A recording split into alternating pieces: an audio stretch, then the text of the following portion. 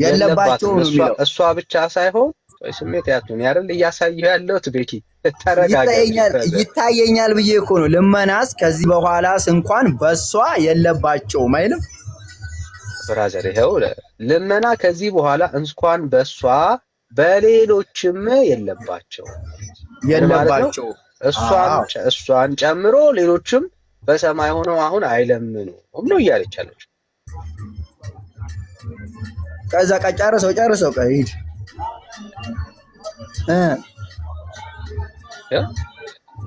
ያሳየው መጨረስ ጨርሰው በቀደም ምን ይላል? በቀደመ ከዛ ጨርሰው ስለምን ሊያወራ ወዳጄ? ምን ሆነ ነው ወዳጄ? እኔ ጨረስኩት። ምን የቀረ ሐሳብ አለ?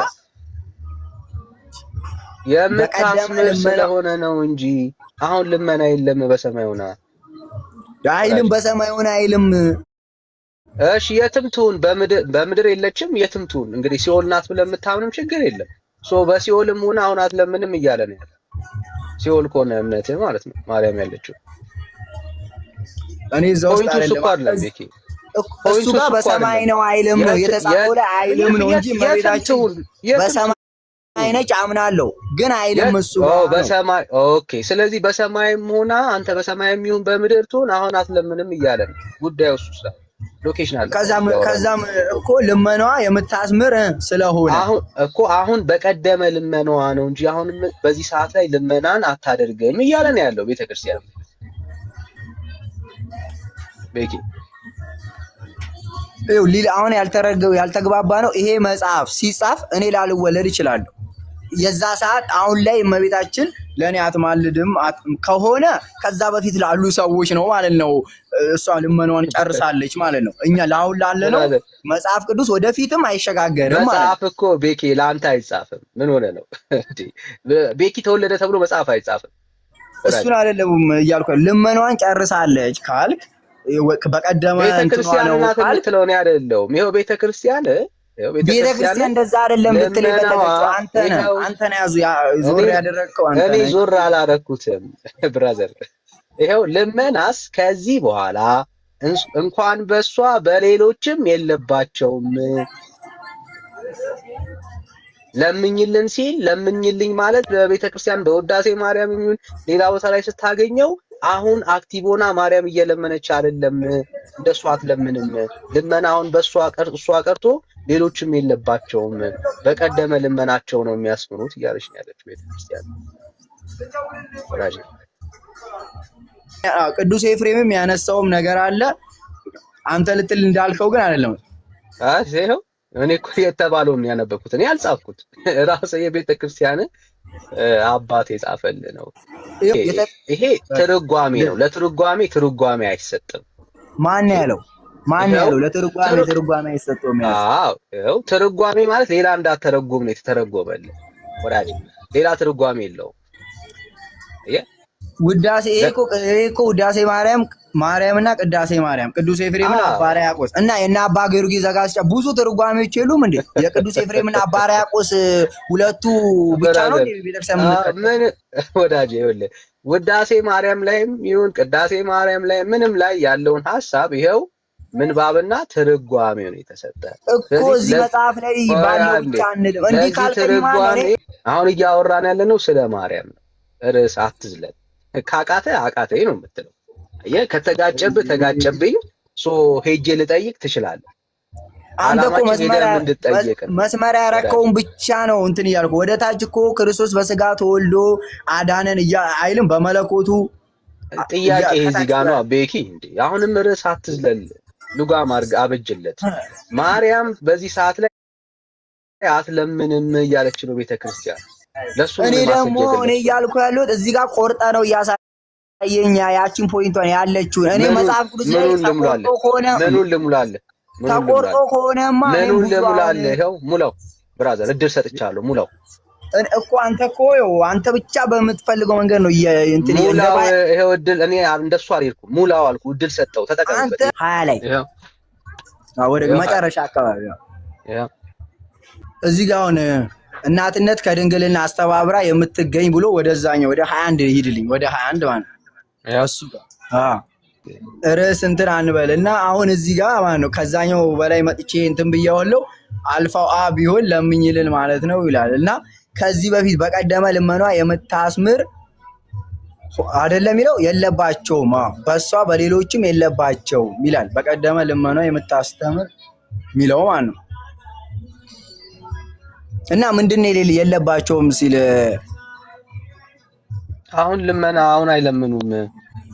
በሰማይ ሆነው አሁን አይለምኑም።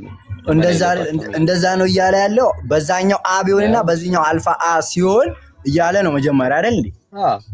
ያው አልፋው አ ቢሆን ለምኝልኝ ማለት ነው። ልመናስ ከዚህ በኋላ በሷ እንኳንስ በሷ በሌሎችም የለባቸውም። ከዛ ምን አለ? ግዕዙን አንብቧል። ከዛ የምታስተምር ስለሆነ እንዲህ አለ እንጂ ሳሊለነ ቅድስ። ሳሊለነ ቅድስ ማለት ምን ማለት ነው ብሎ ቅዱስ ኤፍሬም ተናግሮታል አለ። ይህማ ሳሊለነ ቅድስ ማለት እኮ ቅድስት ሆይ ምን ማለት ነው? ለምኝልን አይደል? ቅድስት ሆይ ለምኝልኝ ስትል እኛም ደግሞ ሳሊል አሁን እንደዛ ነው የምንለው። ቅዱስ ኤፍሬም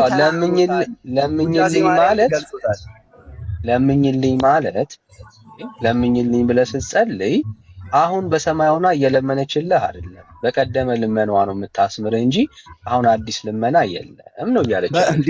በቀደመ ማለት በየትኛው ልመና? ሁሉም እኮ እኛ ሁላችንም በየግል የምንጸልየው አለ እኮ አይደለ? ትውልድ ሁሉ ብጽዕት ይሉኛል ነው መጽሐፍ። የሆነ ልመና የለም። ትውልድ ሁሉ ብጽዕት ይሉኛል ማለት እስከ ዓለም ፍጻሜ ድረስ የሚወለዱት ልጆች ሁሉ እሷን እንደሚያመሰግኑ ነው እንጂ እሷ ቀነ ገደብ ኖሯት ከዛ በኋላ ከሞተች በኋላ እሷን ሰው አያውቅም ማለት አይደለም አይደል?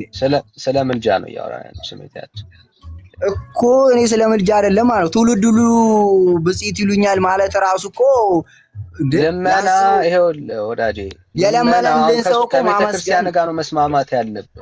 ይሄው ልመና ከዚህ በኋላ እንኳንስ በሷ በሌሎችም የለባቸውም ወዳጄ። ይሄ የቤተ ክርስቲያን ንባብ ነው፣ እኔ አይደለም። ከዛ ጨርሰው ሳሊለነ ቅድስ ብሎ አይልም። ሳሊለነ የለባቸውም በቀደመ ልመናቸው ልመናዋ የምታስምር መሆኑን ነው እንዲህ አለ እንጂ በቀደመ ልመናዋ ነው ማርያም ምን የምታስምረው እንጂ አሁን አዲስ ልመና የላትም እያለ ነው። ከዛ ጨርሰው ለምን እንዴ ይውነት አለው። ምን እኔ ይሄው አራት ነጥብ ድረስ ነው ያነበብኩት። ስለሷ እያወራ ያለው አራት ነጥቡ ብቻ አይደለም። ከታች ምን ይላል? ያው ልመና ወዳጅ የተለየ ሐሳብ አለው። ይሄው ሳሊነ ቅድስትን ማን ተናግሯታል ቢሉ ቅዱስ ኤፍሬም ተናግሮታል። ይህም እንዳይሆን በግብፃውያን በመጽሐፍታቸው በቃላቸውም አይገኝምሳ ብሎ ቅዱስ ያሬድ ለዜማ መክፈያ ተናግሮታል። አንድም የኋላ ሊቃውንት ተናግረውታል ይላሉ። ምንም ይገናኝ ሐሳብ የለው እንዴ። ሌላውን ሐሳብ ደግሞ እየተረጎመ ነው ያለው። አሁን የተለየ ሐሳብ ግን ይህንን የሚያሸንፍና የሚጥል ሐሳብ የለም። የቅዱስ ኤፍሬምን የእድሜ አሁን እነሱ ያሉት ከክርስቶስ ካረገ ከ300 ምናምን ዓመት የመጡ ናቸው። ከዛ በፊት እመቤታችን እኮ ከክርስቶስ አላ በጣም ያረገችው እኮ ከክርስቶስ በኋላ ነው። እመቤታችን ወደ ሰማይ የሄደችው በአካል በስጋ ይገናኙ። እሱ ግን ከ300 ምናምን በኋላ ነው ሳሊለነ ቅድስ ብሎ የጻፈው በስጋ ሳያገኛት ማለት ነው። እኮ ማርያምን ለምኝልኝ ብትሉም ሐሳቡ እኮ ሄደ አፈረሰው። እሱ ጋር የላኛውን አፈረሰብህ ማለት ነው። አላፈረሰውም። አንድምታ ትርጓሜ እየሰጠን ያለው ልመናው በቀደመ ልመናዋ ይላል። የቀደመ ልመናዋ ከሆነ ኤፍሬምም ሳሊለነ ቅድስ እላለሁ። ኤፍሬምም ሊል ይችላል። ኤፍሬምም ይሁን ሌሎቻችሁም ብትሉ፣ አሁን ግን በዚህ ሰዓት ላይ በሰማይ ሆና ማርያም ትለምናለች ማለት አይደለም። አንዴ በለመነችው ልመና ነው። ፖይንቱ እሱ ነው ወዳጅ። ይኸው በቀደመ ልመናዋ ከሆነማ ቅዱስ ኤፍሬምም ሳሊለነ ቅድስ ማለት አይችልም ነበረ። እኛ ግን አሁንም ውዳሴ እንላለን። አልተጋጨንም ከቤተክርስቲያን ጋር። አንተን የተጋጨው ለምንልኝ ስል ልመናስ አንዴ ቤኪ ልመናስ ከዚህ በኋላ እንኳንስ በሷ በሌሎችም የለባቸውም ነው ልመናን በተመለከተ። ከዛ ምን አለ? በቀደመ ልመናዋ የምታስምር ስለሆነ ነው እንጂ። ስለዚህ አሁን የምጠይቀው የቀደመ ልመናዋን ነው እንጂ አዲስ በሰማይ ሆና የምትለምን ማርያም የለችም ትላለች ቤተክርስቲያን እኮ። በቀደመ ልመናዋ ቅዱስ ኤፍሬም ሳሊ ለነ ቅዱስ ለምኝልን አላት። እኛም ስለዚህ የቀደመ ልመናዋን ነው የምታወራው እንጂ አሁን በሰማይ ሆና ለአንተ ጎንበስ ቀና እያለች አይደለችም እያለ ነው ያለው። ጎንበስ ቀና አልተረዳውም። ማነው በቃ አንተ ምልጃን ራሱ ጎንበስ ቀና። እሺ ምን ቁጭ ብድግ አንተ እንደዛ እንደ ቤኪ እኔ መሳቅ ያለብኝ ባይዘው አይደለም። እግዚአብሔር ሰማይ ዙፋኔ ነው ሲል በአንድ አረዳድ በቃ አንድ ወንበር እንደዚህ እንደ ባለስልጣኖች ወንበር አንዱ ቁጭ ብሎ በምንም ይሁን ልመና የለበትም እያለን ያለው ወዳጅ።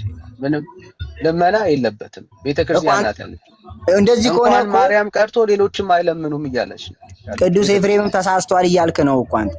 ይሄው የቅዱስ ኤፍሬም ትርጓሜ ሲተረጎም ራሱ ተሳስቷል እያልክ ነው። እንደዛ ማለቱ በቀደመ ልመናዋን ነው የሚያመለክተው እንጂ አዲስ ልመና አለ ማለት አይደለም እያለች ነው ያለች ቤተክርስቲያን ወዳጅ። ቤተክርስቲያናትን ስለማታውቁ እኮ ነው። ይሄ የቤተክርስቲያን መጽሐፍ ነው። አሁን ያስጣልኩ ፖይንት ምንድን ነው? እሱ በደንብ ማስተዋል ሰማይ ያስጣልከውን ላሳያ። የቀደመ ልመናዋን እንኳን አታውቁም። እንኳን የቀደመ ልመናዋን ከባይብል እንኳን ማወቅ አይጠበቅብኝም። የሌለ ነገር ማወቅ አይጠበቅብኝም። ማርያም የቀደመ ልመና የሚባል ታሪክ የላትም። ይሄ ነው እኮ ልዩነት እኮ። ማውራት ያለብን ታዲያ እዚህ ርዕስ ላይ አይደለማ ማውራት ያለብን። እዚህ ርዕስ ላይ ሳይሆን መጽሐፍ ቅዱስ 66 ነው ወይስ 81 ነው ብለህ ማውራት ያለብን ካላመንክበት። አይታል ጎልሏል ማለት ነው። 81ዱንም እድል ሰጥሃለሁ። 81ዱንም ገልጠህ ታሳየኛለህ ብራዘር። አንተም ደግሞ 80 ላይም የማርያም ምልጃ ካለ ታሳየኛለህ፣ እድል ሰጥሃለሁ። እኔ ደግሞ ልመናስ ከዚህ በኋላ እንኳንስ በሷ በሌሎችም የለባቸውም። አለቀ። ማርያም ቀርቶ አይደለም ተክለ ሃይማኖት ይሁን ሌላም ጻድቅ ቅዱስ አሁን በሰማይ ስለአንተ አይለምንም በቀደመ ልመናው ነው እንጂ ትላለች። ከዛ ይሄን ከተቀበልክ በኋላ ደግሞ የቀደመ ልመናም ጭምር እንደሌለ አሳያለሁ። ይሄ መጽሐፍ ለማርያም ምልጃ የሚሰራ ማለት ነው። አይታል አንተ መተቸት ነው እንጂ የሚያስታውቀው አቡነ ተክለ ሃይማኖት ያሉበት ዘመንና ይሄ መጽሐፍ ውዳሴ ማርያም ቅዱስ ኤፍሬም ያሉበትን እንኳን ርቀት እንኳን አላቸው ለመተቸት ነው እንጂ እነ ተክለ ሃይማኖት ከማርያም የተለየ ጻድቅ አይደለም። እንግዲህ በአንተ ጻድቅ ከሆነች ተክለ ሃይማኖት ጻድቅ ከሆነ ከሌሎች ጻድቃን ቅዱሳን ጋር የተለየ አይደለም። ሁሉንም ቤተክርስቲያን ጻድቅ ነው የምትለው። ስለዚህ እንኳን በማርያም አይደለም በሌሎችም የለም ነው የምትለው። ትርጓሜውን ነው የነገረ። ለምኝልኝ ማለት አሁን አዲስ ልመና ሳይሆን የደረሱት እነማን ናቸው? እሺ የደረሱት እነማን ናቸው? ቅዱስ ኤፍሬምና ማርያቆስ አይልም? እሺ አረ ወዳጅ አንዴ ብራዘር፣ ያ ማለት ያ ጸሎት ማለት ትርጓሜው ይሄ ነው። ትርጓሜው ምንድን ነው? አሁን በዚህ ሰዓት ላይ የምትለምን ማርያም የለችም። እንኳን ማርያም አይደለም። ይሄ አንተ የፈጠርከው ነው። አንተ አይልም፣ አንተ የፈጠርከው ነው። ይሄው እኔ እንዳልፈጠርኩት ላሳያ። መና የምታስምር ስለሆነ ነው እንጂ እንጂ ብሎ አራት ነጥብ የለም። እንጂ ተብሎ የትኛውን ቦታ ያላለቀ ነገር እንጂ ማለት የሚቀር ነገር አለ። ይሄው ብራዘር አራት ነጥብ እንጂ ከዛስ ይሄው አራት ነጥብ ብራዘር። እኔ እኮ እያልኩ ያለው ስለ አራት ነጥብ እንጂ ተብሎ የሚቆም ነገር የለም። ሐሳቡ ስለተጻፈ አይደለም። አራት ነጥቡ ስለተጻፈ አይደለም እንዴ ወዳጄ። አንተ ልቀጥልበት አትችልማ። ቤተክርስቲያን ዘግተዋለች። ይሄው አራት ነጥብ። ከዛ ምን አለ? ሳሊ ለነ ቅድስት ሳሊ ለነ ቅድስት። ቆይ አንዴ እኔ ላስረዳ። ሳሊ ለነ ቅድስት ሆይ ለምኝልኝ። ከዛ በቀደመ ልመናዋ ነው እንጂ ካለ ቅዱስ ኤፍሬም የለመነ ቀደመዋ ላይ በሕይወት ዘመኑ ሐዋርያት እንጂ እሱ የለም። ስለዚህ እሱን ቅድስት ሆይ ለምኝልኝ ማለት አይችልም ልትለኝ ነው ማለት ነው። ራሱ የደረሰው መጽሐፍ ልክ ነው። እሱን ነው አየህ ዴኪ። ገና በራሳችሁ መጽሐፍቶች ነው የኦርቶዶክስ ትምህርት ፈርሶ የሚወድቀው እኛ ጋር ሳይመጣ ማለት ነው። መጽሐፍ ቅዱስ ሳንጠቀም የራሳችሁ ትምህርት የራሳችሁን አስተምሮ ይጥለዋል። ዛት ኢዝ ዘ ፖይንት። አየሁ ያንተ አስተሳሰብ ነው የጣለው። ያንተ አስተሳሰብ እኔ በመረጃ ነው። እኔ ምንም የኔ ሐሳብ አይደለም። በራስ ትምህርት ነው የወደቀው። ልመናስ ከዚህ በኋላ እንኳንስ በሷ በሌሎችም የለባቸው። አየህ፣ የቀደመ ልመና ነው እንጂ ያላቸው አሁን ላይ የሚለምኑ ቅዱሳን ጻድቃን በሰማይ የሉም እያለች ነው ያለችው። የራስ የቤተ ክርስቲያን አይልም ቅዱሳን ሰማዕታት አይልም ይላል። አሁን ያነበርኩ ይላል ወይ አንብብስ? የቱ ጋር ቅዱሳን ሰማዕታት የቱ ጋር እስቲ አንብባል። ይሄው ቅዱሳን ሰማዕታት ሚል አጨምር አጥንስ። አይዞህ ብራዘር ቻለው ዛሬ ለምን ተነክቶባሉ። ከዚህ በፊትም ገድላት ቅዱሳት እያልክ ኦሪጂናል ስለ መጽሐፍ ቅዱስ አታወራም? ስለ 66ቱ ዋናው አይዞህ ወዳጄ፣ አይዞህ ቤኪዬ፣ አይዞህ ባይዘው ሱፌን ወርጄዋለሁ። እሺ በጣም ገና ቢመቸኝ እንዳለ 21 ባረገው ደስ ይለኝ። እሺ ምን አለ? ይኸው ከዚህስ በኋላ እንኳንስ በሷ ማርያም ማለት ነው በሌሎችም ማለት ይለምኑልኛል በምትላቸውም የለባቸውም። እዚህ ውስጥ ኃጢያንም ይለምኑልኛል ካልክ ያንተ ምርጫ። ቤተክርስቲያኒቷ ግን በሰማይ ሆነው ይለምኑልኛል የምትለው ጻድቃንና ቅዱሳን ሰማዕታትን ነው። ስለዚህ አንተ እነኚህ በሌሎችም የለባቸውም የተባሉት ሴጣንም ጭምር ነው ኃጢያተኞችም ጭምር ነው ማለት መብት ነው። ችግር የለብኝም። ኃጢያተኛ በደለኛ ሰይጣንም ጭምር ስለኔ ይለምንልኛል ማለት ትችላለህ። እኔ አቃንቼልህ ነው በቀናነት ልይልህ ብዬ ነው እንጂ ሰይጣንም ቢሆን ያው አለ። እናንተ ቤት ጻድቅ ሆኖ ሰይጣንም ቢሆን አለ። ምንም ጥያቄ የለም። ሰይጣንም ይለምንልኛል። አሁን ሐሳቡ በደንብ አልተረዳውም። በቃ እኔ አሁን ስላልተረዳው በቃ ባይብል ላይ እናወራ ካወራ ይሄ ስለ ቅዱስ ኤፍሬም ሳሊና ቅድስት ስላላት በበፊት ልመናዋ ነው እንጂ የምታስምር ከሆነ እንዲህ አለ እንጂ ሳሊለነ ቅድስት ብሎ ተናግሯታል። ሳሊለነ ቅድስት ማለት ደግሞ ቅድስት ሆይ ለምኝልን ነው እያለ ያለ። እኮ ለምኝልኝ ማለት ውዳሴ ማርያም ላይ ሰኞ፣ ማክሰኞ፣ ሮብ ብሎ ጽፎታል። ምክንያቱም እንዲጸለይበት ዛሬም ለምኝልን እንድንላት ማለት ነው። እኮ ሰኞ የውዳሴ ማርያም ሰኞ ላይ የምትጸልየው ጸሎት ላይ ያለው ሐሳብ አሁን በሰማይ ሆና የምትለምንልህ ማርያም የለችም። ይሄ ቁርጥ ነው እንዴ? ይሄ አዲስ መገለጥ። ቅድስት ሆይ ለምኝልን ይላል እኮ ውዳሴ ማርያም ላይ። እዚህ ጋር ደግሞ ሳሊለነ ቅድስት ይላል። ግዕዝ ነው፣ ያ ደግሞ በአማርኛው ነው። በግዕዝ ውዳሴ ማርያም ብታነብ ሳሊለነ ቅድስት ነው የሚለው የቅዱስ ኤፍሬም ነው ተረጓሚው ነው። አየህ፣ እሱ ማለት ለምኝልኝ ማለት በሰማይ ሆና አሁን የምትለምንልህ ማርያም የለችም ነው ፖይንቱ። እሱ ነው። ወደ አሳውል ቅድስት ሆይ ለምኝልን ማለት ምን ማለት ነው? አሁን በቀደመ ያቃል ይላል። ባትለምን እንደዛ ይላል። በቀደመ ልመናዋ ማስማሯን ነው የሚያመለክተው። እንደዚህ ከሆነ አንተ ባልከው መንገድ ከሄድክ እኮ ይሄ የቅዱስ ኤፍሬምና የአባ ሕርያቆስ የቅዳሴ መጽሐፍ ነው ብላል። ያ ደግሞ ውዳሴ ማርያም የቅዱስ ኤፍሬም ነው። እዛ ላይ ቅድስት ሆይ ለምኝልኝ ሰኞ፣ ማክሰኞ ተብሎ አሁንም ድረስ እየጸለየ ነው። ሊጋጭ ነው ማለት ነው። ቅድስት ሆይ ለምኝልኝ ነው። ለዚህ እኮ ነው አይታል። በአንተ እንትን አጋጨው የራስን የቅዱስ ኤፍሬምን ሁለት መጽሐፍ እንዴት ነው ሰው ሁለት አጋጨው ማለት ነው። ለዚህ ነው ያኛው ይኸውልህ፣ አሁን በደምብ ስራ። ያኛው ጸሎት ነው።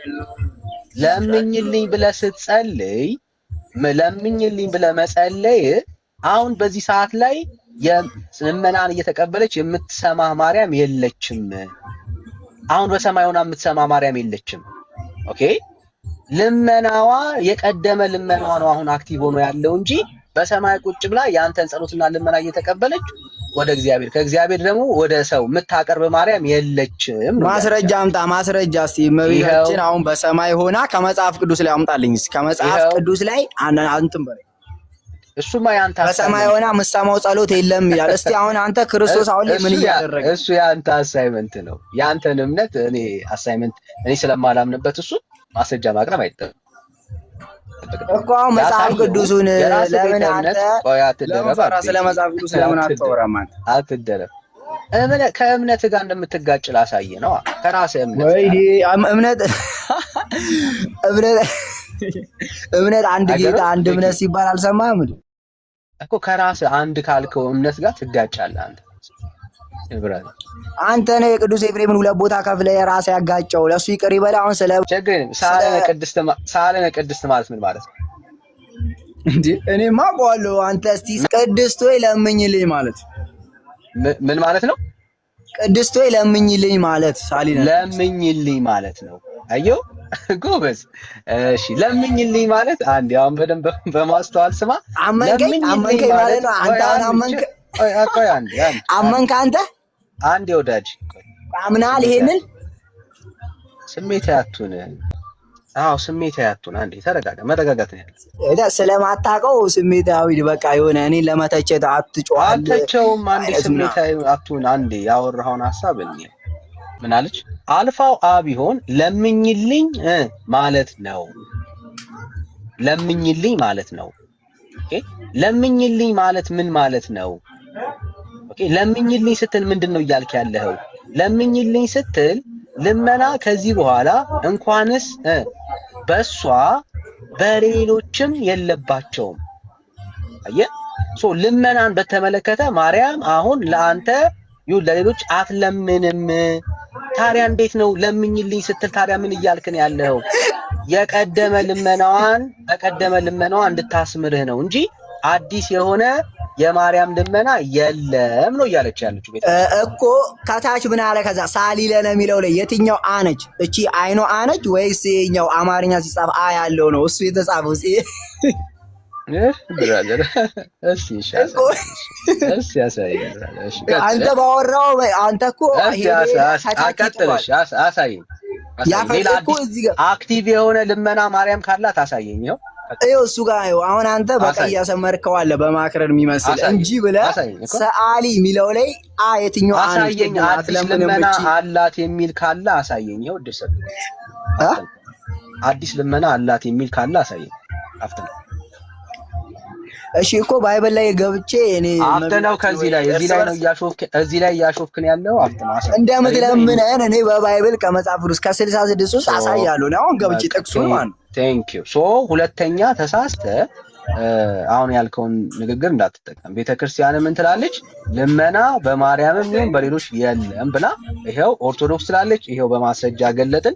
ጴንጤ ሲያወራ ከ66 ውስጥ እመቤቴ ወይ እርስ በርሳችን እንድንዋደድ እለምንሻለሁ የሚል የመጽሐፍ ቅዱስ ቃል አለ። ግባና ሁለተኛ ዮሐንስ 1 ምዕራፍ ነው እንደውም ያለው ግባ። እሺ አሁን ስለ ማርያም ማስረጃ ልሰጠን። እሺ እኔም ልሰጥ ነው ማስረጃ። ከባይብል ነው የምሰጥኝ ከመጽሐፍ ቅዱስ። አንተ ይዘኸው ኢየሱስ ጌታ ነው የምትልበት መጽሐፍ በሰማይ ሆና የምትለምን ማርያም እመቤታችን እንደምትባል ሁሉ ወዳጃችን። እሺ ችግር ያው ሜታዎች አጥተናል። ሁላችሁም ታብታብ እያደረጋችሁ ዛሬ እውነታው ይገለጣል። አይዞህ ወዳጅ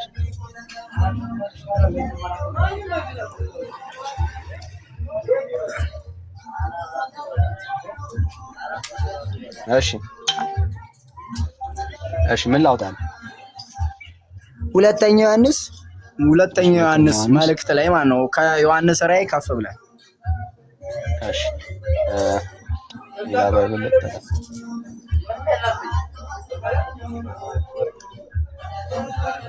የሚለው መምህር እንትና ኤርሚያስ አበበ በዚሁ ሰላም ብያለሁ። ለማንኛውም ከአንተ ጋር ደግሞ ይህንን ረተውና አንተ ጋር እመጣለሁ። እሺ ወንድሜ ቤኪ በጣም ደስ ይለኛል። እሱን በደንብ አድርገህ ያዝልኝ። ገትረኸዋል፣ ግን ብዙ ነገር ሊያስጥል ነው የሚፈልገው። እየሞከረ ነው። እስኪ ይዛው ሞክር እና ከዛ ደግሞ ወደ እኔ ትቀጥላለህ። ቴንክ ዩ ቤኪ። ቀጥሉ ዳኒ። እሺ ወንድም ያው ቁጥር ስንት ላውጣል? የዮሐንስ መልእክት ሁለተኛ ዮሐንስ ማለት ነው 1 ምዕራፍ ነው ያለው። ቁጥር ስንት ላውጣል?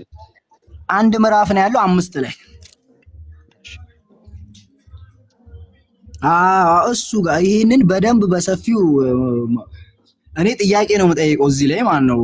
አይ ማስረጃ ነው ያመጣው። ምን እኔ ነኝ የምጠይቀው እንጂ አንተማ አይደለም። አንብበው እስከ አሁንም እመቤቴ ሆይ እርስ በርሳችን እንድንዋደድ እለምንሻለሁ። ማን ነው ለማን ነው እንደዛ ያለው? ማን ነው እንደዛ ያላትስ? እመቤቴ ሆይ ትባላለች። ማስረጃ ነው ያቀረብከው፣ ጥያቄ አይደለም። እኔ ነኝ የምጠይቀው። አሁን እሱ እኮ ቅድም ምን አልከኝ? ብዙ ሰማዕታት ቅዱሳን አይለምኑም ብለህ እዛኛው ላይ አደረከኝ። እዚህ ጋር ደግሞ እለምንሻለሁ ይላል። ማስረጃ አለኝ ያልከው አንተ ነህ። ይሄው ማስረጃ አወጣው። እኔ ነኝ የምጠይቀው። ጥሩ እመቤቴ የተባለችው ማርያም ናት። ወጣ። እሺ አይዞህ ብራዘር። ዳንኤል መልሰው ሚዩት አድርግ፣ ድምጽ ሚዩት አድርግ። እሺ ወንድሞች እንኳን ደህና መጣችሁ፣ ሰላም ብለናል። ድምጻችሁን አሰሙን። ቤኪ ካለ ተመልሰና እንቀጥላለን ማለት ነው። ወንድምነት እንኳን ደህና መጣ። ሜላዬ እንኳን ደህና መጣ። ሰላም ብያለሁ። ጌታ ኢየሱስ ቤኪንማ አስወጥተው ከሆነ ፈልገህ አምጣ። ከኔ ጋር ሊነጋገር ፈልጓል እኮ ወንድምነት። ዛኔ ጨመቃ በዛብኝ በጠዋቱ ከአቅሙ በላይ ሆነ። በጣም ጨመቃ በዛ።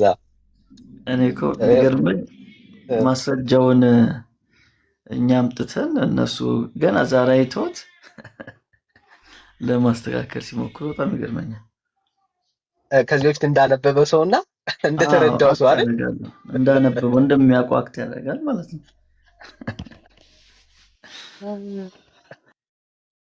እሺ የህዝብ ድምጽ። አቤት። እንዴት ነው? የድንግል ማርያም ልጅ ይባረክ። እሺ እንኳን ደህና መጣ። ከየት ቤተ እምነት ነው?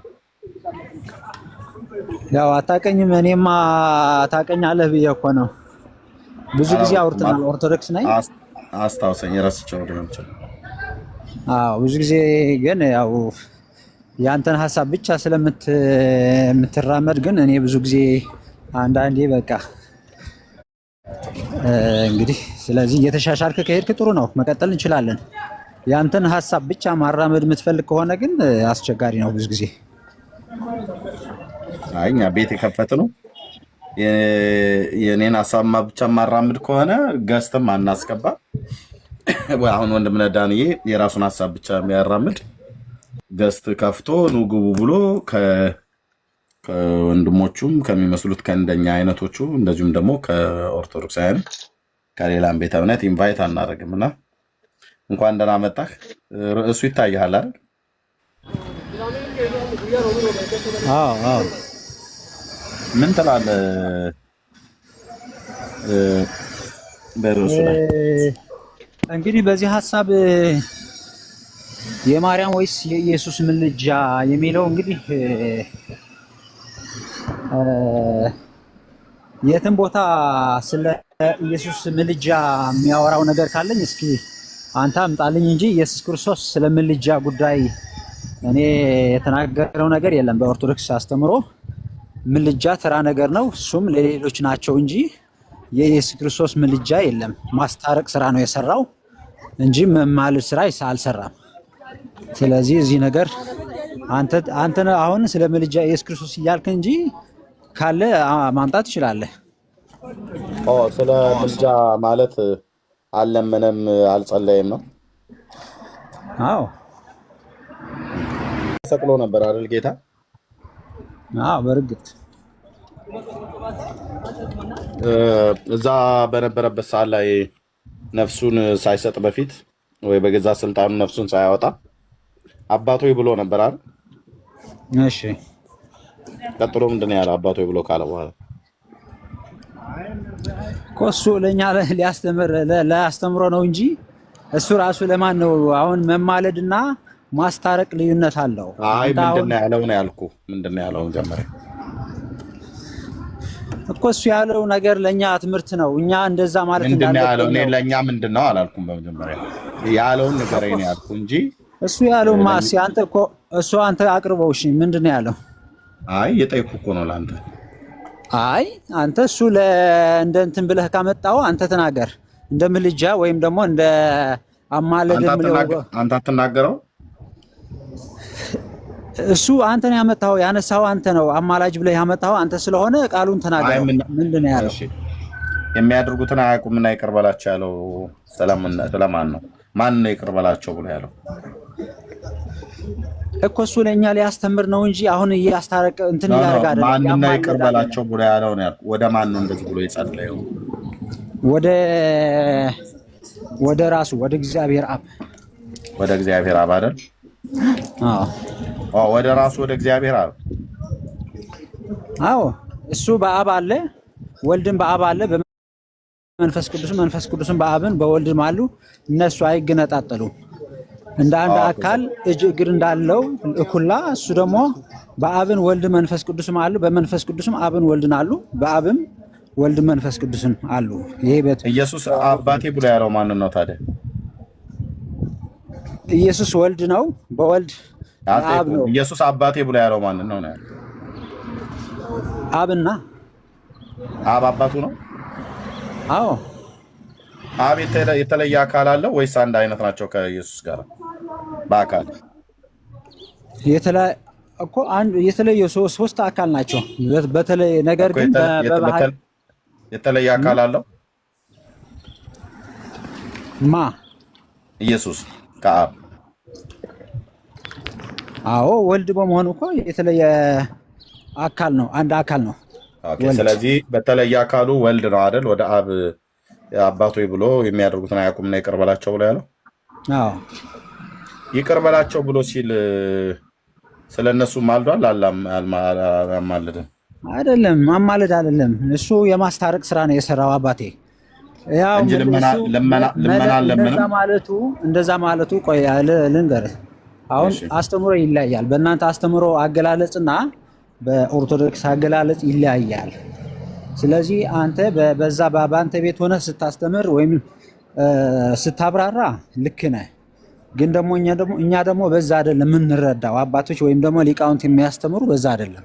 ምክንያቱም አባቴ ሆይ የሚያደርጉትን ነገር አያውቁትምና ይቅር በላቸው ሲል እኛ እንደዛ ብለን፣ ምክንያቱም እኛ ክርስቲያን ሆነን የክርስቶስ ተከታይ ሆነን ብዙ በደሎችም ግፍ እንኳ ቢወርደን፣ ምክንያቱም እኛ ለሰዎች ምንድነው እኔ ምን ጠየቅኩ? አንተ ምን እንደምታወራው እኮ አይደለም። አሁን ትምህርት ነው እዚህ ጋር የሚያሳየው ትምህርት ነው። እኛ ምን ብለን መጸለይ እንዳለብን ያስተማረ ያለው አስተምሮ ነው እንጂ አልጸለየም እያልከን አለመነም እያልከን እኮ የሚጸልየው እኛ እንደዛ ብለን መጸለይ እንዳለብን ነው ያስተማረ ያለው እንጂ እሱ የሰራው ስራ የማስታረቅ ስራ ነው።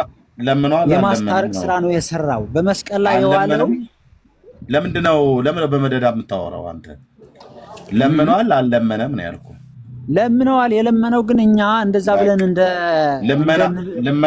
ልመና መልጃ ነው መልጃ አይደለም እኮ። እሱ ለኛ ትምህርት ነው፣ ለኛ አስተምሮ ነው። እኔ ጠየቅኩ መልስልኝ። መልጃ ልመና መልጃ ነው መልጃ አይደለም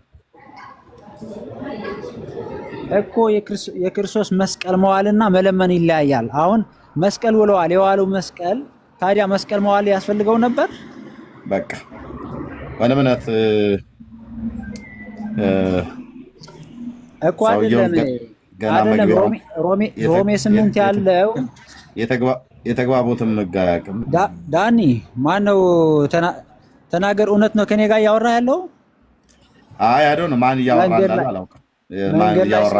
መንገድ ላይ ስላለሁት እኔ ድምጽ ብቻ ነው አሁን ስልኬ እንትን አሁን ያየሁት። ዝሮ ግን ዳኒም ሆን ሌላም ሆን ጥያቄ የጠየቀው በኦርቶዶክስ አስተምሮ ኢየሱስ ክርስቶስ የሰራው ስራ በመስቀል ላይ ትልቅ ስራ የሰራ የዋለው ውለት የማስታረቅ ከራሱ የማስታረቅ ከራሱን ያስታረቀ ነው እንጂ በልመና አይደለም፣ በምልጃ አይደለም ያስታረቀን። አማልዶ ስራ አልሰራም። ተራ ነገር ነው። ማማለድ ማለት ተራ ስራ ነው። ኦኬ ተራ ነው። ስለዚህ ኢየሱስ በመስቀል ላይ ሆኖ አባቶ የሚያደርጉትን አያውቁምና ይቅር በላቸው ብሎ ያለው ቃል ተራ ነው እያልከን ነው? እሱ ለኛ ትምህርት ነው፣ ለኔና ለአንተ። እኛ እንደዛ ብለን መጸለይ እንዳለብን ያስተማረን እንጂ ተራ ትምህርት ሊያስተምረን ነው እንደዛ ያለው ማለት ነው። ማማለድ ተራ ነው፣ ለቅዱሳን የሚሰጥ ነው ማማለድ። አባ ስለዚህ ኢየሱስ በመስቀል ላይ ቆይ እንደዚህ ያለ ነው እኮ ነው። ግራ የገባህ እኮ ምን መሰለህ?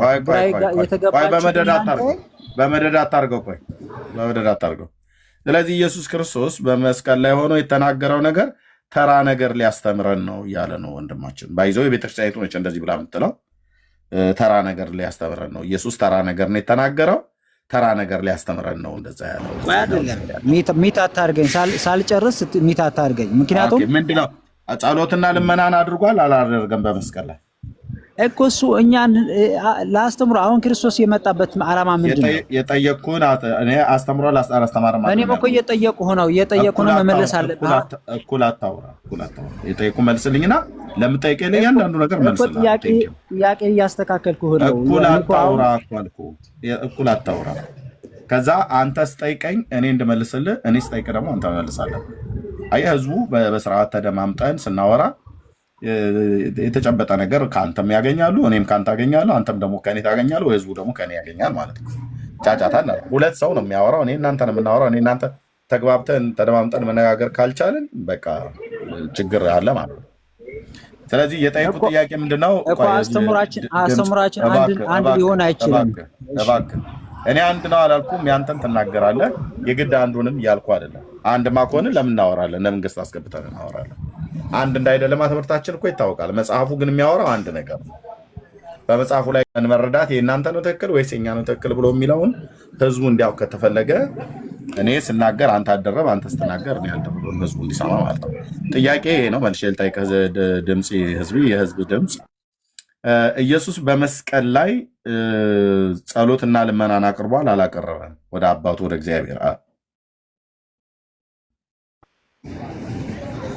እኮ አቅርቧል።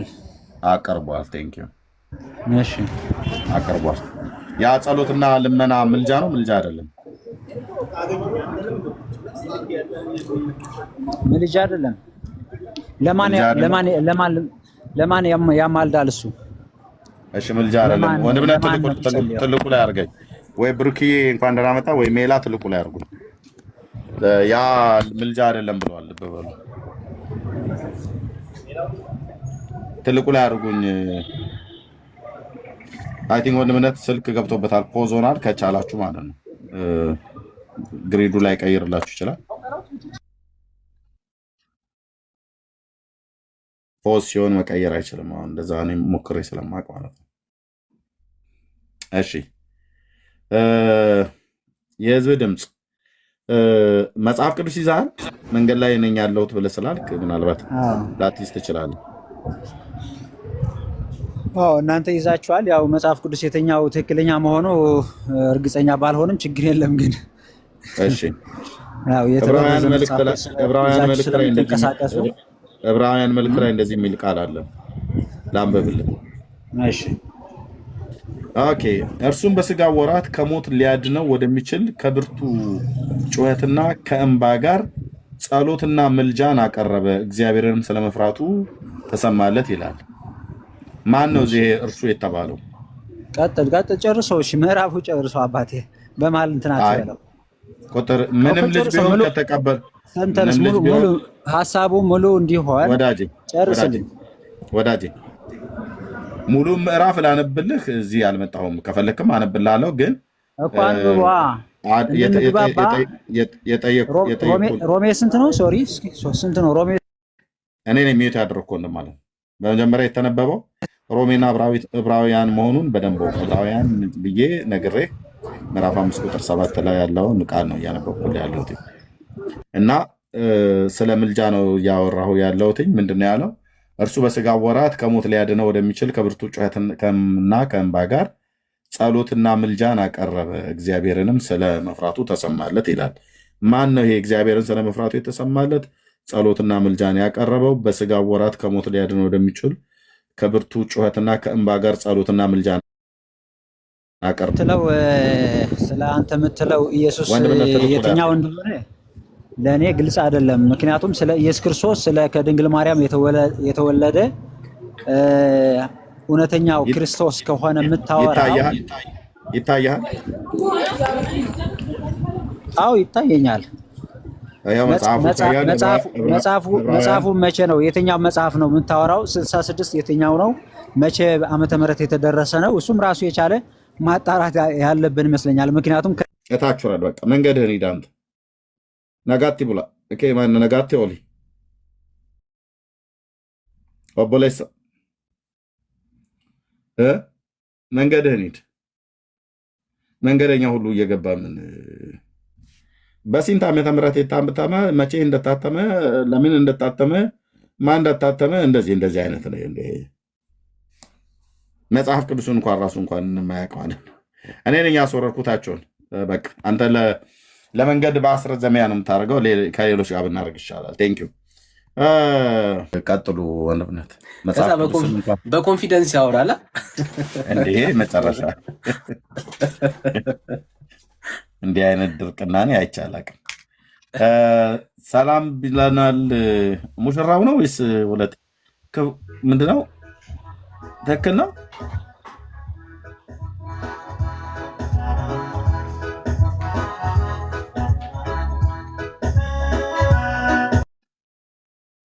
ኤርሜ እንዴት ናችሁ? እንዴ ብሩክዬ ወይ ወንድምነት፣ ይሄ አካውንት ያንተ ነው? ሁለተኛው አካውንቴ ነው። ይሄ ነው እንዴ? ሄሮይ እኮ ነው የሚለው ሁለተኛው አካውንቴ ነው። አይ ሄሮይ ከጎኑ ነው ያለው ወንድምነት። እንኳን ደህና መጣህ ብሩክዬ ወንድምነት። እንኳን ደህና ቆያችሁኝ። ሰላም ብያለሁ። ኤርሚዬ፣ ሜላ፣ ዳኒ፣ ክርስቲያን ወንድም እህቶች ሁላችሁንም ሰላም ብያለሁ። ከእግዚአብሔር ከአባታችን ከጌታም ከኢየሱስ ክርስቶስ ጸጋ ሰላም ከእናንተ ጋር ይሁን። ስላገኘኋችሁ ደስ ብሎኛል። ተባረኩ። ኤርሚሻይ ተባረክ። ሙሽሪትስ የት አለች? ሙሽሪት ሃይ ኤርሚዬ፣ ሰላም ለእናንተ ይሁን። እንዴ ታዲያ አሁን እኮ ዝም ብሎ ወንደላጤ ማውራት ቀርቷል። እህትዬው እንዴት ነሽ?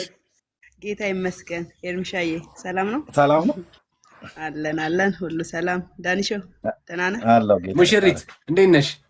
ተጠፋፋ። ኤርሚዬ ስላየው ደስ ብሎኛል። ዳንዬ፣ ሜላ፣ አጅሬው ሰላም ላንተ ይሁን። እነሱማ እናቴ ሰርጋችሁን በልተው እኮ እኛ ላይ ያጋሱብን ነው በርቀት። ዳኒና ሜላ ዳኒን አልሰማህም እንዴ? ለመልሱ ምን አደረገ? በጉን እሱ ነው ያረደውና በጠረባ ነው የጣለው አለ ሜላ። ሜላ ነው ግን ያየው፣ የአይን ምስክር። እኔ የለሁበትም። ራስሽን ቻል።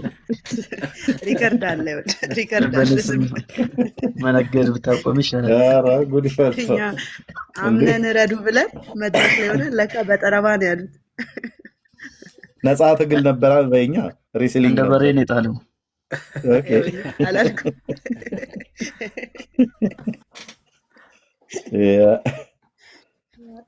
ደስ የሚል ነገር ነው። ይሄ የውስጥ አዋቂ መሆን አለበት አይደል? በቀኝ ነው በግራ የጣለው እያለ ነው ወደ ቴዲ። የአይን ምስክሮች ይናገሩ እንግዲህ። ሜላ ቃልዬ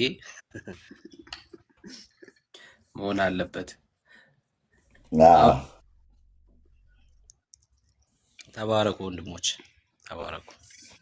ያ ድምጻችሁን ስለሰማ በጣም ደስ ብሎኛል። እንኳን ደህና መጣችሁ። ተባረኩ።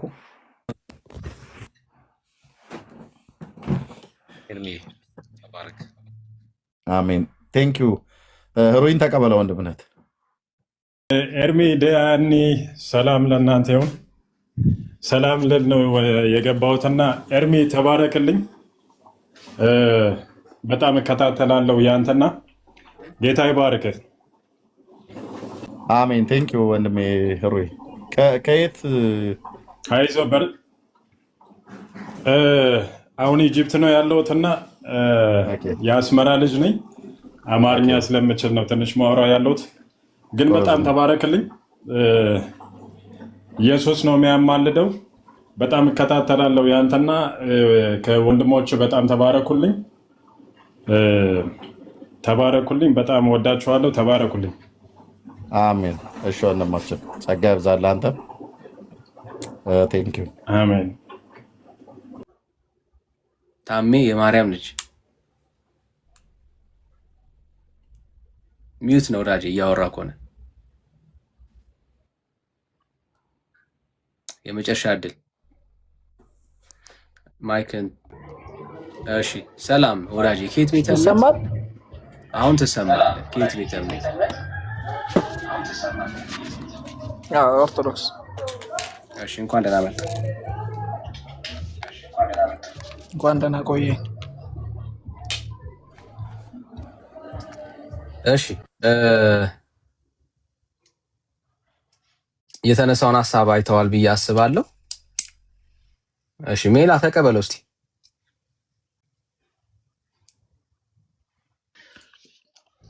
እሺ ሰላም ታሜ፣ ርዕሱ ላይ ምን ትላለህ? ሰላም ለእናንተ ይሁን። አሜን። ርዕሱን አይተዋል? አይቻልም እኮ ምላሽን እየጠበቅን ነው።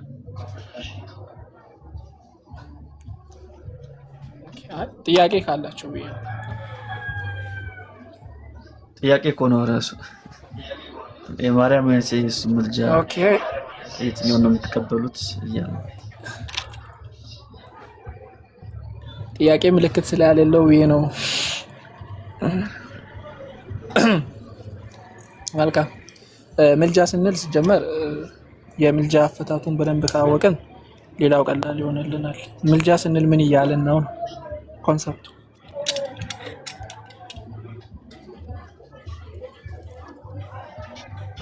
ድጋሚ እየጠየቀኝ ነው ጥያቄውን?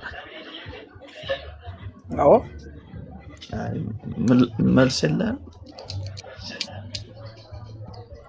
ማለት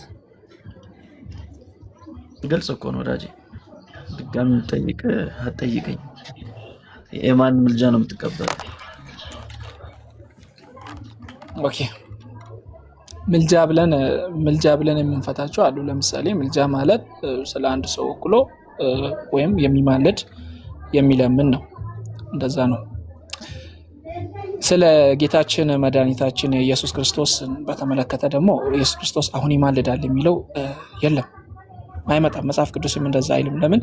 ዮሐንስ ወንጌል ምዕራፍ 14 16 ወይም 16 ላይ ምዕራፍ 16 ላይ እነሆ እንደማይለምን ምልጃን በልመና አድርገን ከፈታን እንደማይለምን አለና በእንደዛ መንገድ ነው። ጥቅስ ምናምን እየጠየቅ ጥቅሱን በደንብ ኮት አድርግ። ዝም ብለህ በደንብ ሳሳው አትለፈው። ኦኬ፣ ዮሐንስ ወንጌል ምዕራፍ 16ን ስናየው ቁጥር አሁን ለመክፈት ስላልተመቸኝ ነው። በዛን ጊዜ በስሜ ትለምናላችሁ፣ ይህን ደግሞ እኔ በስሜ አብን የምለምን አይምሰላችሁ ይላልና፣ ስለዚህ ክርስቶስ አሁን በስጋው ይማልዳል? አሁን በዚህ ሰዓት አይማልድም እና ስራውን ጨርሷል የሚለው ነው። በየትኛው ጊዜ? ዮሐንስ ወንጌል ምዕራፍ 16 ላይ ያልከው? ኦኬ ገብቶኛል።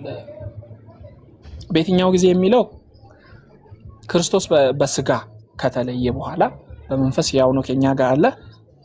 ክርስቶስ በስጋው ሳለ አማልዷል? አዎ አማልዷል። ግን ምንድነው አማልዷል ወይም አስታርቋል ከራሱ ጋር። ስለዚህ እንደዛ ብለን እናምናለን እኛ በእምነታችን። ይህም ደግሞ ስራውን መጨረሱ በአብ ዘንድ መቀመጡን እኮ እሱን ነው። ምልጃ ካነሳን ለአንድ ሰው ወይ መለመን ይሆናል፣ ማስታረቅ ይሆናል። አዎ እንደዛ ማየት እንችላለን። እዛ ጋር ቀን ነው የሚለው አይደል? ኦኬ ያ ያቺ ቀን አንብብልን እስቲ። በዚያች ቀንም ከኔ አንዳች አትለምኑም ይላል። 16 20 ምናምን አካባቢ እንደዛ ነው። አዎ በየትኛው ቀን? በስሜ ትለምናላችሁ ይላል። እሱ አልጠየኩም።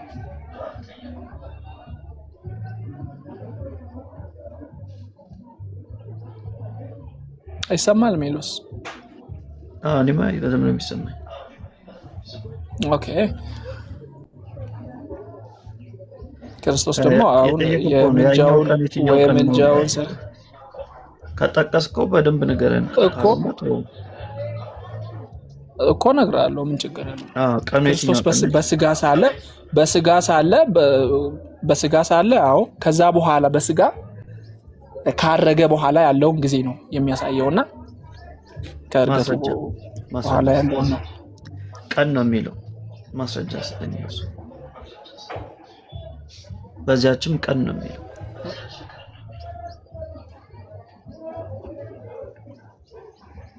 እኮ እኔ አሁን እያወራው ያለው ክርስቶስ በስጋ ሳለ ከስጋ በኋላ ደግሞ ያቺ ቀን እንትን ተብሏል። ለምሳሌ አሁንም ሊሆን ይችላል ያ ቀን አሁንም ለምሳሌ ኢየሱስ ያማልዳል ብለን አናምንም እኮ ያልኩ ማስረጃ ስጠኝ። ያቺ ቀን ዛሬ ስለመሆኑ ማስረጃ ስጠኝ።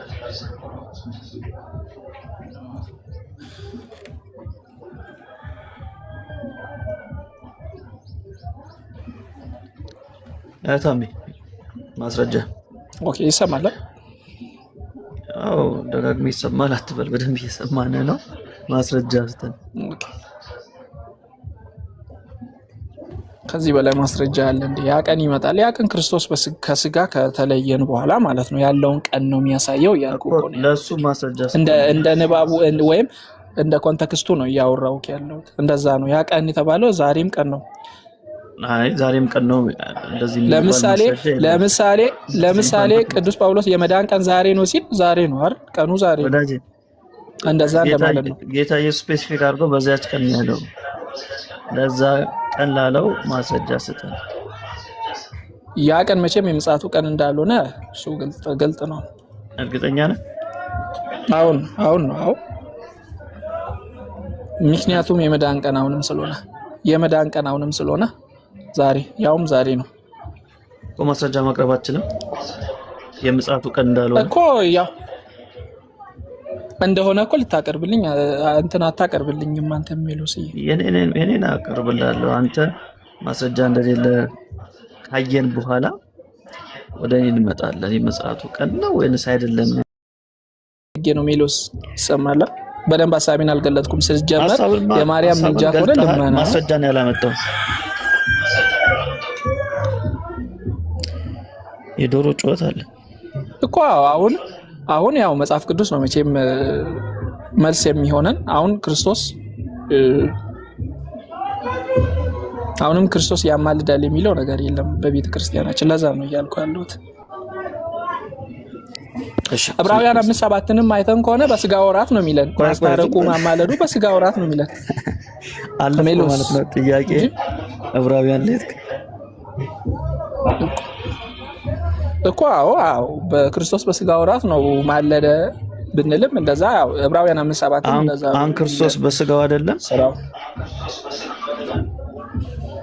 ሰው አይደለም። አሁን ስራውን ጨርሶ በአብ ቀኝ ተቀምጧል። ዕብራውያን 1:3 ነው። አረ ያልጠየቅኩህን አትመልስ። አሁን ሰው አይደለም ወይ ኢየሱስ?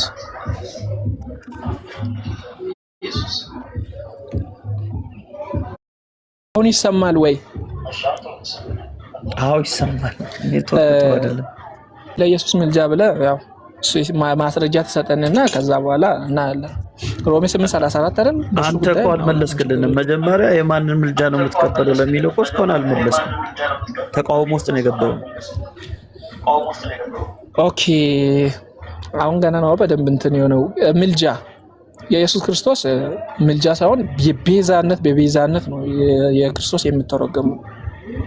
የማንን ምልጃ ነው የምትቀበለው? የማርያምን ነው ወይስ የኢየሱስ? ምልጃ ሲሆን የማርያም ምልጃ እንቀበላለን እንጂ ኢየሱስ ክርስቶስ እሺ የማርያምን ምልጃ ሳይሆን ስላንተ እንደምታማልደው ላይ እሱን አሳይ። ማስረጃውን ስጠንና ከዛ በኋላ እንመጣለን። ስለሰጣለሁ ማርያም አማልዳለች። ኦፍ ኮርስ እንዴ ሰጣሃለሁ። ቅዱሳን ያማልዳሉ የሚለውን ብዙ ሰጣሃለሁ። ምንም ችግር የለውም። ማስረጃውን ስጠን አሁን ቶሎ። እኔ መጠየቅ አልችልም ወዳጅ። እኔ መጠየቅ ብቻ ነው መጠየቅ አልችልም። ከዛ በኋላ ወደ ሐሳብ ይገባል። ቤትን ክፈት። መጠየቅ አልችልም። አሁን እኛ ጥያቄ እንደገባ እንጃ ማለት ልመና ብለን ከፈታን እንግዲህ ማርያም ለምናለች። ለምናለች። ለዚህ ደግሞ ምስክሬ ዮሐንስ ምስክር ነው እንዴ። ዮሐንስ ወንጌላዊ ምስክሬ ነው። ዮሐንስ ወንጌል ምዕራፍ 2 እኮ ሲያይ በ3ኛውም ቀን በቃና ዘገሊላ ያው እዛ አንተ ነበር ሰርግ ነበረ ካንተ እዛ እኔ ባልኖርም ምልጃዋን ላሳየ እኮ ነው። እንዴት እንደማለደች፣ እንዴት እንደለመነች፣ እንዴት እንደጠየቀች እኮ አማላጅ መሆኗን ቅድሚያ አምነሃል። በቃና ዘገሊላ የተደረገው ምልጃ ነው ብለህ አምነሃል። እሱ ላይ እንመጣበታለን። ጥያቄው እሱ ስላልሆነ ለምን ላይ ማርያም ስላንተ ዘግቼው ለካ መጠየቅ አልችልም። ይቅርታ ለካ መጠየቅ በስጋ የለችም አይደል ማርያም? አሁን ክርስቶስ በቃ ክርስቶስ ቸርነቱን በሕያዋንና በሙታን ላይ በስጋ ከሌለች ማርያም እንዴት በስጋ ሳትኖር ስላንተ አማላጅ እንደምትሆን እሱን አሳየን። እሱን ችግር የለውም። ያው ክርስቶስ ቸርነቱን በሕያዋንና በሙታን ላይ አሳየን አንተውም ይላል መጽሐፈ ሩት ምዕራፍ 2ን ማየት እንችላለን። ስለ ምልጃ ያወራል ስለ ምልጃ ያወራል። ወዳጅ የማርያም ምልጃ አሳየን ቅዱሳኑን። ኦኬ እሺ እኛ ምን ብለን እናምናለን መሰለ? ለምሳሌ በስጋ ከኛ ጋር በስጋ ከሌሉም ያው ክርስቶስ እንዳስተማረው ለምን የሕያዋን አምላክ ነው እንጂ የሙታን አምላክ አይደለም። እነ ያዕቆብ እና አብርሃም እና ይስሐቅ እኮ ሙታን አይደሉምና ክርስቶስ የሞቱትን ሞቱ ተብሎ አይደለም፣ ሕያዋን ናቸው እነሱ። በክርስቶስ ያለው ሁሉ ሕያዋን ነው። ለምሳሌ ዕብራውያን 12:25 እንኳ አይተን ከሆነ ቅዱሳን ሲሞቱ ወደ ፍጹምነት እኮ ነው የሚቀየሩት እና ወደ እርሱ ነው የሚሄዱት፣ ወደ እርሱ እቅፍ ነው የሚሄዱት። ቅዱሳን ከሞቱ በኋላ ያያሉ፣ ይሰማሉ። ከዛ በኋላ ነው ሀሳቡ በጣም ዋይድ ነው። ሜሎስ ይቀየራሉ። አንተ እንደፈለግኩ አይደለም ጥያቄው ምልጃቸውን አሳየን ነው። ስላንተ እንደሚያማልዱ አሳየን። ቅዱሳን በአጸደ ስጋ ብቻ ሳይሆን በአጸደ ነፍስም ሆነው ያማልዳሉ የሚል ኮንሰፕት አለን እኛ በትምህርታችን። አሳየን እኮ በዚህ ጉዳይ እኮ እንትን የሚለው ነገር የለምና እሱን አሳየን። ስለዚህ ነው በእናንተ ኮንሰፕት ቅዱሳን ከሞቱ ሞቱ በቃ። እኔ ወዴት እንኳን ነፍሳት ወዴት እንደሚሄዱ በእናንተ እኮ በጣም ይገርመኛል። አሳየን ወዳጄ። በቃ እኛ ጋር ሳትመጡ መመለስ አትችሉማ። እሺ ወጣ ዶሮ ብትመልስ እኮ ይሻላል። የጴጥሮስ ዶሮ ትዝ አለች። ክህደቱን እየጠቆመችው ነበር፣ አልገባውም እንጂ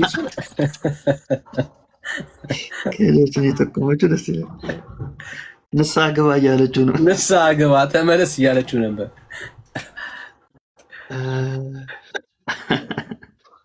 አንተ ግፈኛ ነህ ዳኒ።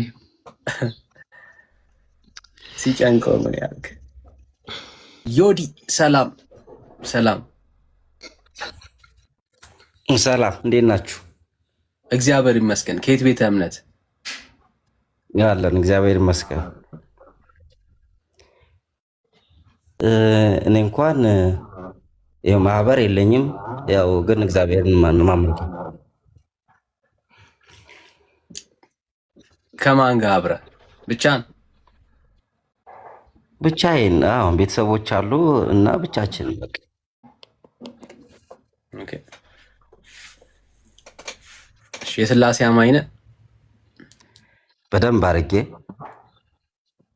የቸርች ነው የተጠመቀው?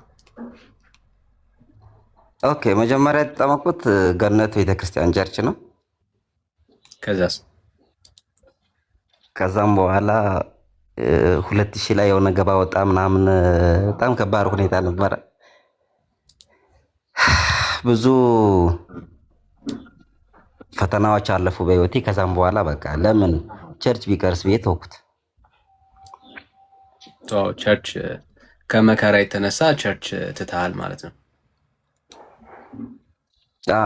ህብረቱን የማያቸው ነገሮች ምናምን ስለደበሩኝ፣ ከሳሹም ራሱ አማኝ ነኝ ባይ ነው፣ ወቃሹም አማኝ ነኝ ባይ ነው። ሳይ ሁኔታውን በቃ አስጠላኝና አንተ ንጹህ ነህ፣ ምንም እንከን የለብህም ማለት ነው? ምንም እንከን የለብህም፣ ንጹህ ነህ ማለት ነው? ንጹህ አይደለሁም። ንጹህ ብሆን ኑሮማ ክርስቶስ ባልሞተልኝ ነበር። ንጹህም አይደለሁም እኔ ኃጢአተኛ ነኝ። ከህብረት ቀረው ስትል ያለው ነገር በጣም ንጹህ እንዳልሆነ አስበህ። አዎ ልክ ነህ። በወቅቱ በነበረው ነገር ላይ ባሉት መንገድ አይደለሁም እኔ። አይ አጠቃላይ ንጹህ ነህ፣ አንተ ንጹህ ነህ። ስለዚህ ከቤተ ክርስቲያን የቀረው ለዛ ነው አርጊውመንት አልገባም። አሁን ላይ በጌታ በኢየሱስ ክርስቶስ ደም ታጥቤ ነጽቼ ያለው ሰው ነኝ አሁን ላይ። በመሃል ከቸርች በቀረህ ጊዜ ነው እየነገርከኝ የነበረው? አሁን ለምሳሌ በወቅቱ ያኔ ዘማሪ ነበርና፣ ግን በውስጥ ላይ ያለው እንትን ነው ያስጠላኝ። በቃ በማይሆን ነገር ውስጥ ላይ ተጠላልፎ ምናምን ዝም ብሎ ሐሜት ምናምን ሲሆን ደበረኝ፣ አስጠላኝ። አንተ አታማም ነበር ማለት ነው። አሃ እንዴት ሰው አይደለም እንዴት አላማም ነኝ እኮ። አሁን የሆነ ነገር አስጠላኝ ስል እኮ አንተ ጋር የሌለ ነገር ሌላው ጋር የምታየው ነገር ሲሆን ነው የሚሆነው። እና ምክንያቱም ቤተክርስቲያን በባህር ውስጥ እንስጣለች መረብ ናት። ብዙ ሰዎች አሉ። ሁሉም ሰዎች እንደሱ ናቸው ማለት አይደለም አይደል? የተጠራ ነው በህብረት መሰባሰባችንን እለት እለት መተው የሌለብን ታይም ነው። እንደውም የደረስ ነው አሁን ጌታ ከትላንት ይልቅ እየቀረበ ነው ያለው መምጫውና ምን ረዳህ ነገር አለ? አይ እኔ እንኳን ትምህርቱ ስለተመቸኝ ነው የገባሁት። በቃ ውስጥ ላይ ሆኜ ለማዳመጥ በቃ ውስጤን ሾክ ሲያደርገኝ በቃ ገባሁ። ለማዳመጥ ነው የገባኝ። ማን ዮዲ ነው ስምህ? ዮርዳኖስ ነው ወይስ ምንድን? ዮርዳኖስ። ሰዎች አጥፍተው ንስሐ ግቡ ብለህ ታውቃለህ? ሰዎችን አዎ፣ ሲጀመር ምድር ላይ ያለን እኮ ሰው ያጠፋል። የጠይቁን ነው ሰዎች አጥፍተው ጥፋት አጥፍተው አንተ ሰዎችን ንስሐ ግቡ መንገዳችሁን አስተካክሉ ብለህ ታውቃለህ? አውቃለሁ። እንደዛ ማለት ሐሜት ነው? ኦኬ፣ በጣም ጥሩ። አሁን እኔ የነበርኩበትና እኔ ጠይቁ መልስ ሐሜት ነው? ሐሜት አይደለም፣ መንገድ ማሳየት ነው። ለአንተ ታዲያ ንስሐ ግባ መንገድን አስተካክል ብለው ማለታቸው በቤተክርስቲያን አልተባልኩም። ንስሐ ግባ መንገድ አስተካክል አልተባልኩም። ታዲያ ንስሐ ግባ መንገድ አስተካክል ምናምን አልተባልኩም።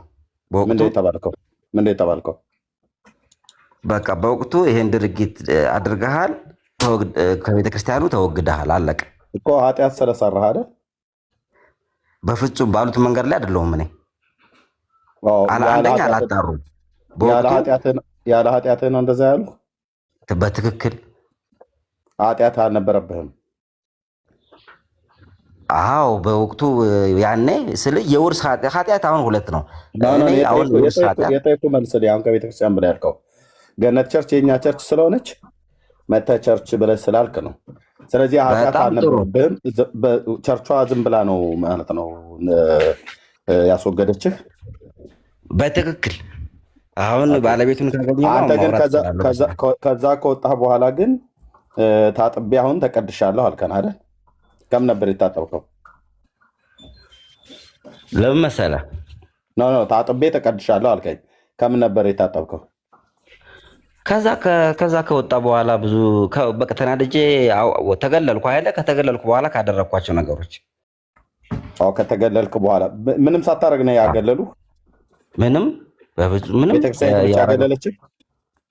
አዎ እዛ ፓስተር ነን ባዮች። እርግጥ እዚህ ጋር አሁን ስልህ አጠቃላይ በኢትዮጵያ ገነት ቤተክርስቲያን በቃ ቴንክ ዩ ገነት ቸርች ነው የምናምነው። አንተን አናምንም። እታች ሆነ ታፕ ኮፒንግ ሼር አድርግ። ቴንክ ዩ እኛ ቸርች ነው የምናምነው።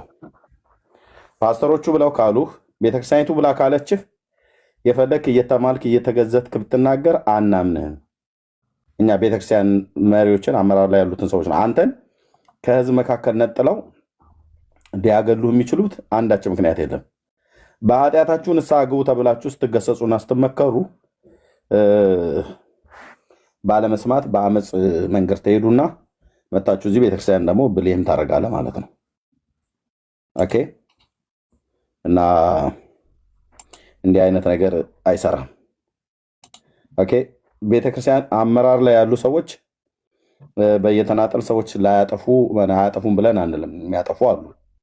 ግን እዛ የተቀመጡ ሆን ብለው የክርስቶስን ማህበር መካከል ላይ አንተን ነጥለው አላንዳች በደልና ኃጢአትህ አንተን የሚያወግዙበት አንተን የሚያባሩበት አንዳች ምክንያት የለም። አትረብሹ። እሺ፣ ከሰማ ቤተክርስቲያን ሂድና ህብረት አድርግ። ምንድነው እሱ ላይ ወንድምነት ምናልባት አማራጭ ይሆናል ወይ ከጌታ ቤት መራቅ? የሆነ የቸርች ማኔጅመንት ካናደደ ሌላ ቦታ ላይ ሄደ ህብረት ማድረግ አይደለም። ምክንያቱም የሄድከው እኮ መሪዎቹን ብለህ አይደለም።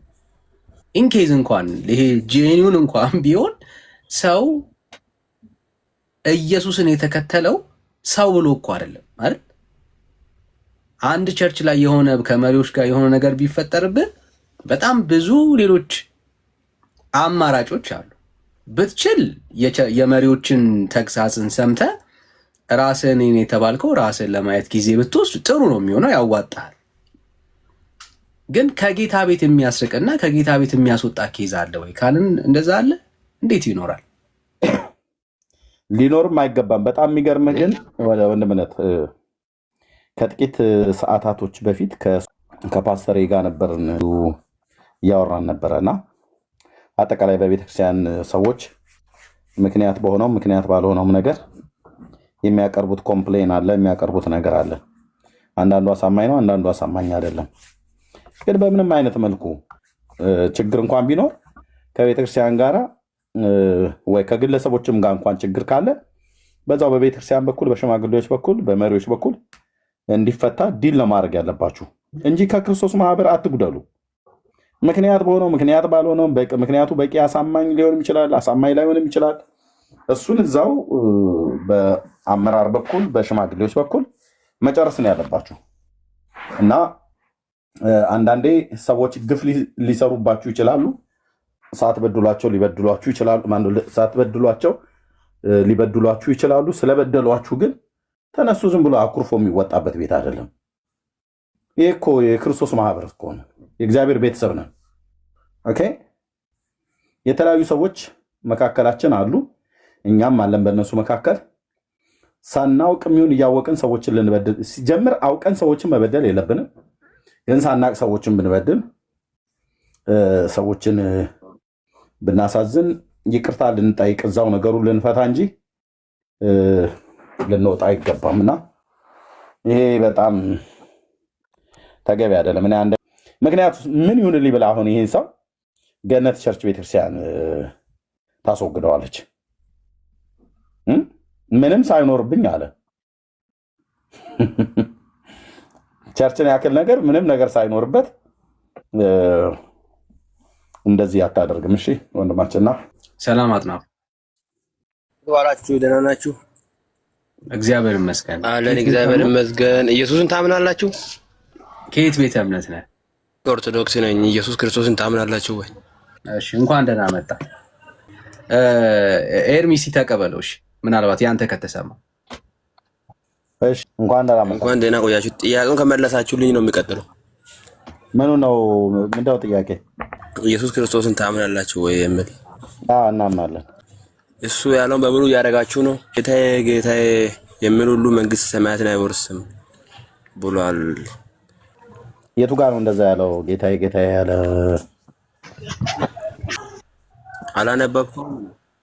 አላነበብኩትም እኮ ነው። የቱ ጋር ነው እንደዛ ያለው? በቃ አንተ ፓስተር ነህ? ፓስተር አይደለሁም። አላነበብከውም?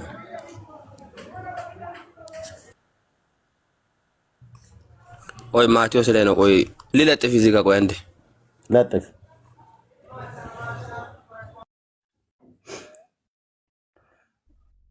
ሊለጥፍ ብሎ ሄደ። ሊለጥፍ ማለት ነው። እንዲህ አይነት ትግል ነው የገጠመን። እንዲህ አይነት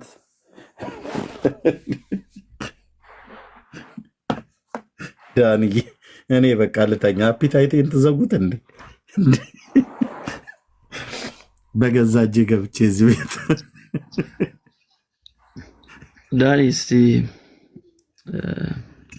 በትልቁ አድርገኛ። እንዴማ ሜላ ዝም ብለህ ታየኛለህ፣ ግን በመድኃኒዓለም ምን መደረግ ይቻላል? ታምር የት እንደሚለጥፈው እንግዲህ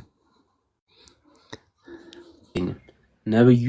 እሺ ነብዩ ዌልካም ብራዘር፣ እንኳን ደህና መጣ። ሰላም ነው፣ እግዚአብሔር ይመስገን። ከየት ቤተ እምነት?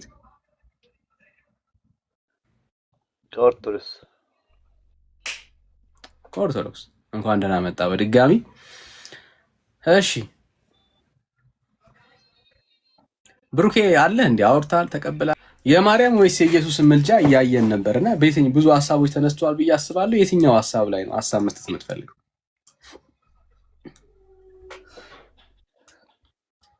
እኔ ኦርቶዶክስ ነኝ፣ ግን ያው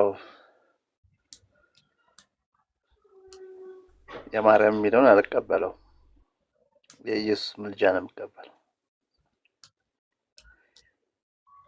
ጥሩ ነው። እንደ ግለሰብ እኮ አሁን ብዙ ነገሮቻችሁን ማስተካከላችሁ ደስ የሚለን ጉዳይ ነው። ግን እኛ አሁን እየሞገትን ያለ ነው እንደ ቤተ ክርስቲያን ነው እና እንደ ቤተ ክርስቲያን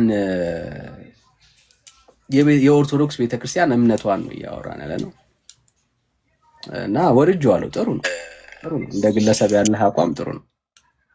በርታ። እዛ ውስጥ ሆኜ ራሱ ያው እየተሟገጥኩ ነው እኔ ራሱ። ኦኬ፣ ደስ ይላል። እሷ ግን ቤተክርስቲያኒቷ ችግሩ እንደሷ አታስተምርም፣ እንደሷ አታምንም። የምታምነው የማርያምን ምልጃ ነው። እውነት ነው። ያ ጥሩ ነው። ነብዩ በርታ። ብዙ ሰዎች አሉ እንደዛ የሚያምኑ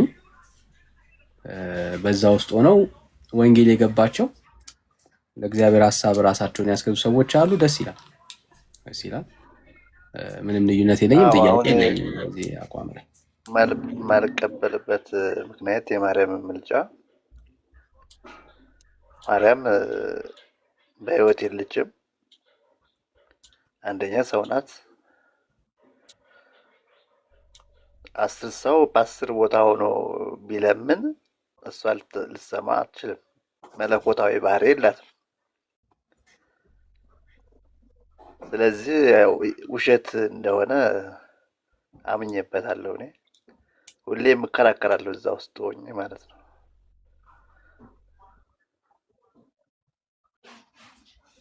እና አንዳንድ ጥቅሶች ደግሞ የሚጠቅሱት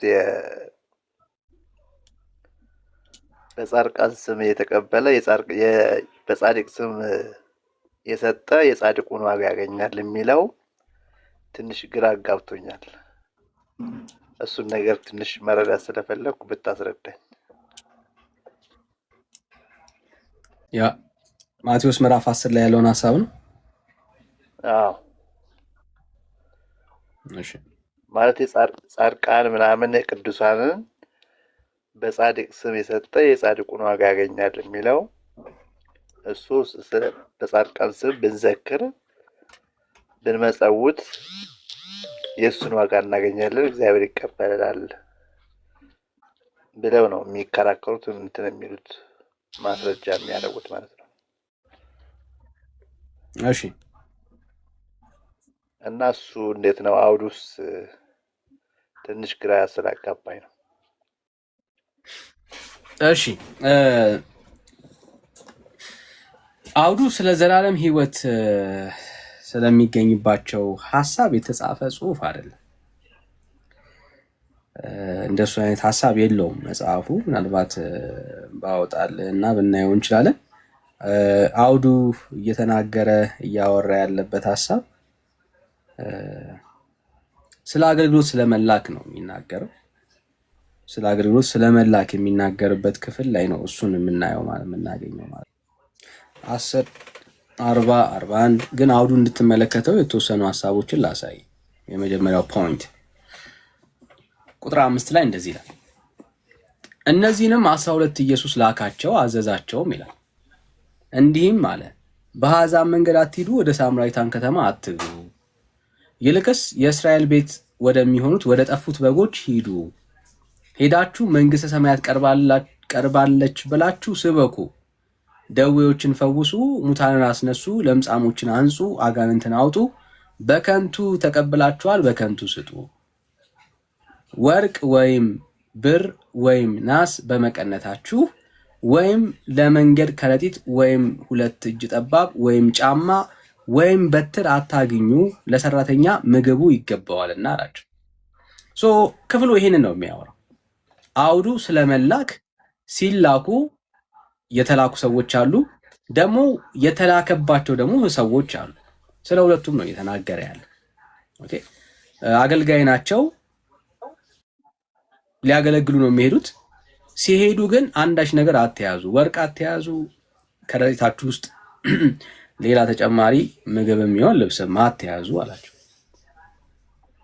ለምንድን ነው እንደዚህ ያልከው? ለሰራተኛ ምግቡ ይገባዋልና። እዚህ እነኚህ ሰዎች አዎ ምግብ አያስፈልጋችሁም፣ እንደዚሁ ነው የምትኖሩት። በቃ ጸጋው ይረዳችኋል፣ ጸጋው ያግዛችኋል። ስትሰብኩ አትራቡም፣ ልብስ አያስፈልጋችሁም፣ ገንዘብ አያስፈልጋችሁም እያለ አይደለም። ኦኬ ለአገልግሎት ስለተላካችሁ በአገልግሎት ህይወት ውስጥ ስላላችሁ አገልጋይ ስለሆናችሁ ለአገልግሎት የሚያስፈልጋችሁን ምግብ እናንተ አትጨነቁ ነው እያለ ያለው። ኦኬ ለምን? ለአገልጋይ ለሰራተኛ ምግብ ይገባዋልና። ኦኬ ታዲያ የሚገባው እንዴት ነው ካልክ ይሄንን መልስ የምታገኘው 40 41 42 ላይ ያለውን ሐሳብ ስታይ። ኦኬ ምንድነው የሚለው? ኦኬ ሂዱ አገልግሉ አላቸው። ሲሄዱ ግን እነሱን የሚቀበሏቸው ሰዎች አገልጋዮችን የሚቀበሏቸው ሰዎች እነኚህ ለአገልግሎት የሚሄዱትን ሰዎች ምን ያደርጓቸዋል? ይመግቧቸዋል፣ ያለብሷቸዋል፣ በሚያስፈልጋቸው ነገር ከጎኗቸው ይቆማሉ። ምክንያቱም ጌታ አንዳች ነገር አትያዙ ስላላቸው። ኦኬ ሶ አሁን የተላኩት አገልጋዮች ሲሄዱና ሲያገለግሉ የዘላለም ህይወት ለማግኘት አይደለም። ኦኬ ከጌታ ዘንድ ምንድነው እሱ ብድራት አላቸው። ምን ለማለት? ለአገልግሎታቸው ብድራት አላቸው። ከጌታ ዘንድ ሽልማት አላቸው። ኦኬ ምን አላቸው? ብድራት አላቸው። ከጌታ ዘንድ የሚቀበሉት ሽልማት አላቸው። ጌታ ሪዋርድ ያደርጋቸዋል ስለላካቸው ጉዳይ። ኦልሬዲ ግን ሲሄዱ እነኛ አገልጋዮች ወንጌልን ለመስበክ ሰዎች የእግዚአብሔር መንግስት ቀርባለች እያሉ ንስሐ እንዲገቡ ማድረግ ነው። የእግዚአብሔር መንግስት ቀርባለች፣ ንስሐ በመግባት ሰዎች ምን ያደርጋሉ? ይድናሉ፣ የእግዚአብሔር መንግስት ያገኛሉ። የእግዚአብሔር መንግስት የሚገኝበት ሚስጥር አልተለወጠም። ምክንያቱም የሚሄዱበት ምክንያት ወንጌልን በመስበክ ሰዎች እንዲኖሩ ነው እንጂ እነሱን እየተቀበሉ ህይወት እንዲያገኙ አይደለም። እነሱን በማብላት የሚገኝ ህይወት አለ እያለ አይደለም። ግን እነኚህ የተላኩት ሰዎች ሲላኩ በሚሄዱበት በዛ ህይወት ውስጥ አብረዋቸው የሚቆሙ ሰዎች ሁለቱም ግን ወንጌልን እያገለገሉ ነው ያሉት። የተላኩት ወንጌልን የሚሰብኩ አገልጋዮች ቃሉን በመስበክ እያገለገሉ ነው ያሉት፣ መንግስቱ እንዲሰፋ የእግዚአብሔር መንግስት እንዲሰበክ። ኦኬ ምን እየተደረገ ነው ያለው? እያገለገሉ ነው ያሉት። እነኚህ ወንጌል የሚሰብኩ አገልጋዮችን ደግሞ በመቀበል እነሱን የሚቀበሉ ሰዎች ምን እያደረጉ ነው ያሉት? እያገለገሉ ነው ያሉት። ሁለቱም አገልጋዮች ናቸው። ሶ በጌታ ፊት አንተ የምትቀበለው ጌታ የላከው ነብይም ይሁን ታናሹም ይሁን መጥቶ ሲያገለግል መንግስቱን ሲሰብክ መልእክተኛ ሆኖ ከጌታ ዘንድ ቃሉን ለህዝብ ሲያደርስ ከሱ ጋር ስትቆም የሱ ዋጋ ያ የአገልጋይ ዋጋ እንደተቆጠረለት ያንተም በጌታ ፊት ያንተም ዋጋ ይቆጠርልሃል። ምክንያቱም ለሚያገለግል ለሰራተኛ ምግቡ ይገባዋል አለ ጌታ ያንን ቃል ባንተ እየሰራ ለዛ አገልጋይ እየመገበ ስለሆነ ያ አገልጋይ ከጌታ ዘንድ የታዘዘው ምንድነው? እሱ ወንጌል መስበክ። አንተ ደግሞ ምን ትእዛዝ ተሰጥቷል? ያንን አገልጋይ መቀበል። ሁለታችሁም የጌታን ትእዛዝ ምን እያደረጋችሁ ነው ያላችሁት? እየፈጸማችሁና እያገለገላችሁ ነው ያላችሁት። ስራችሁ አንድ አይነት ነው፣ ነሰርሊ አንድ አይነት አይደለም። በጌታ ፊትስ ሁለታችሁም አገልጋይ ናችሁ። ሁለታችሁም አንድ አይነት ዋጋ ነው የምታገኙት። ነብዩንም ብትቀበል ነብዩ መጥቶ ያገለገለው ያ አገልግሎት አንተ ያንን ነብይ ተቀበለ እግዚአብሔርን ስታገለግል ሁለታችሁም ጌታን ነው እያገለገላችሁ ያላችሁት። ከጌታ ዘንድ ሁለታችሁም ብድራታችሁ እኩል ነው። ዋጋ አለው፣ ሽልማት አለው። መጽሐፉ የሚያወራው ይሄንን ነው። ከዚህ ውጪ ሌላ የተለየ ነገር የለው። እዚህ ከአገልጋዮች አንጻር የምታደርገውን ያንን ቸርነት ያንን መስጠት እግዚአብሔር ለአገልጋዩ የሚሰጠውን ቫልዩ ለአንተም ይቆጥርልሃል ነው እያለ ያለው። ሁለታችሁም ታዛችሁ ጌታን እያገለገላችሁ ስላለ ስራው ይለያያል። አዎ ትእዛዙ ይለያያል። አዎ ስራውም ትእዛዙም ቢለያይ ግን ያገለገላችሁት ጌታ ነው። መልእክቱ ይሄንን ነው የሚናገረው። ሁለታችሁም የጌታ አገልጋዮች ናችሁ። ከጌታ ዘንድ ብድራታችሁ ተመሳሳይ ነው። ጌታ ለነብዩ የሚሰጠውን ዋጋ ለአንተም ይሰጣል። ለጻድቁ የሚሰጠውን ቫልዩ ለአንተም ይሰጣል። ሰው ግን የዘላለም ህይወት የሚያገኝበት መንገድ ተለይቷል? በጭራሽ ሊለይ አይችልም። የዘላለም ህይወት የሚገኘው የሚሰበከው ወንጌል ውስጥ በሚነገረው እምነት አንተ ልብ ውስጥ በሚፈጠረው ቃል ነው። ከዚህ የተለየ ነገር የለው እና ይሄን ነው የሚያወራው ነብዩ። ግልጽ ነው። እስኪ አውዱ ጋር አልደረስክም አይደል? በጻድቅ ስም የሰጠ የጻድቁን ዋጋ ያገኛል ይላል። ጨረስኩት። አውዱንማ ጨረስኩት። አልሰማኝም? ቃል በቃል አላነበብከውም? ላንብብልህ ቃል በቃል።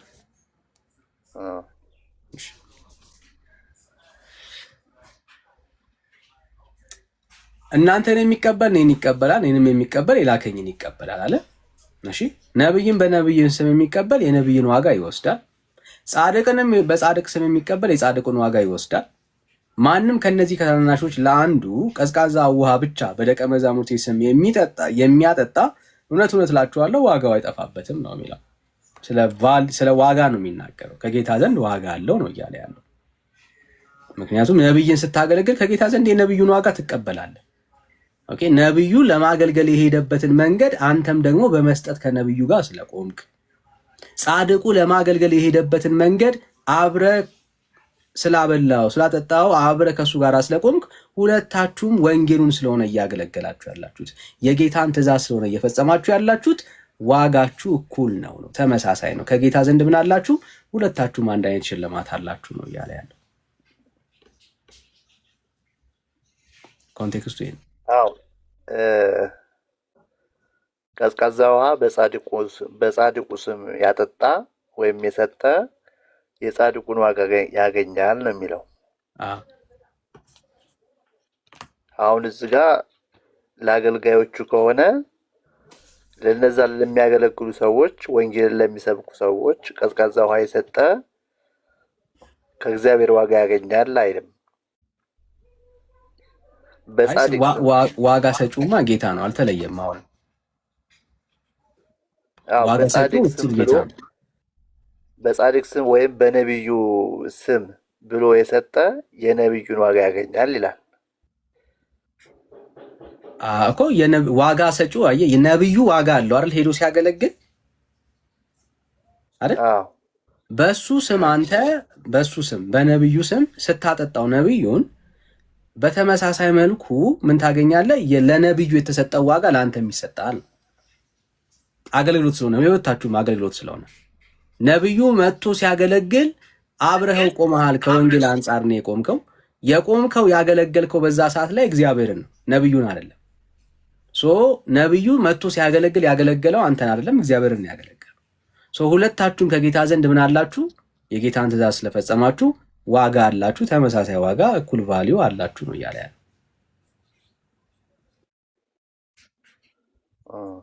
የአገልግሎት ዘርፋችሁ ነው የሚለያየው እንጂ ሁለታችሁ ምንድናችሁ? የጌታ አገልጋይ ናችሁ። አንተ ምግብ ፕሮቫይድ በሚያስፈልገው ነገር እያገለገልከው ነው ያለው።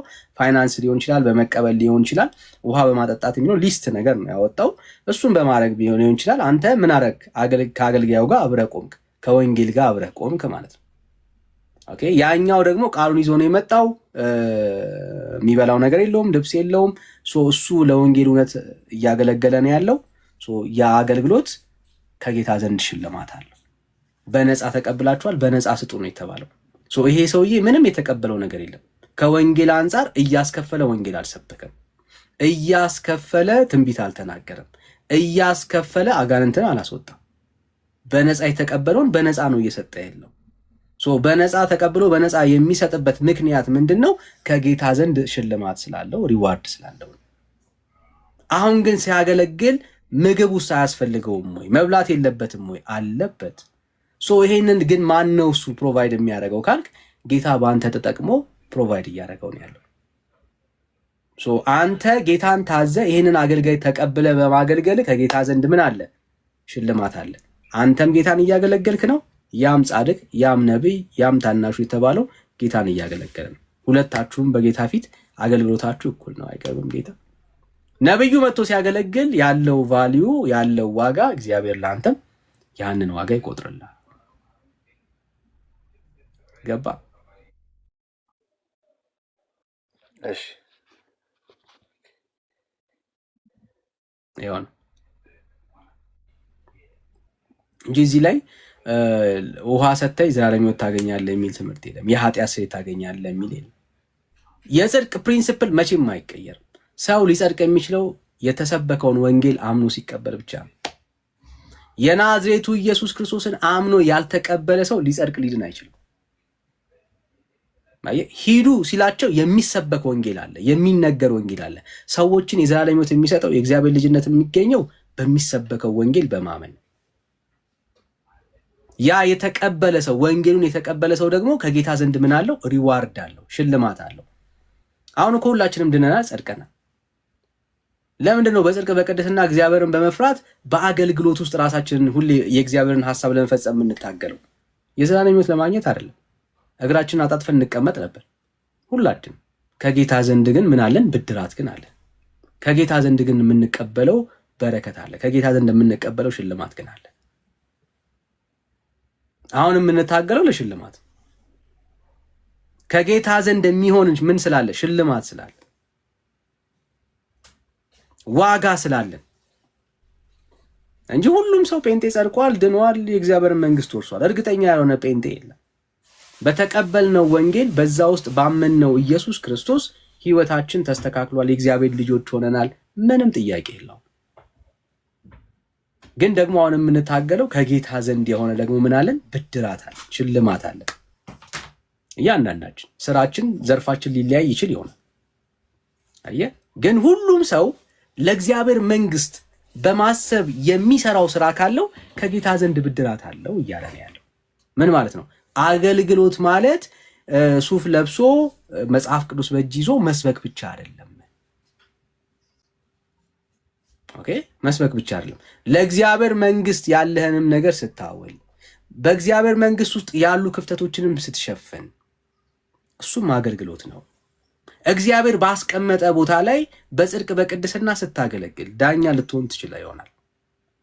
ግን የእግዚአብሔርን መንግስት በሚመጥን ደረጃ ላይ እዛ ውስጥ ገብተህ ለእግዚአብሔር መንግስት በሚሆን ደረጃ ላይ ስታገለግል እግዚአብሔር እያገለገልከው ያለው እግዚአብሔርን ነውና ለአንተ ብድራት አለ። አይመስልም? ቤት ውስጥ ነው ያለው፣ እንግዳን የተቀበልከው፣ ግን ጌታ ያንን አገልግሎት አድርጎ እየቆጠረልህ ነው። አይመስልም? መድረክ ላይ አልቆምክም፣ ማንም ጌታ ይባርክ አላለም። ሶስቴ ዛሬ ያገለገልከው ቃል በጣም ልዩ ነው አላለህም።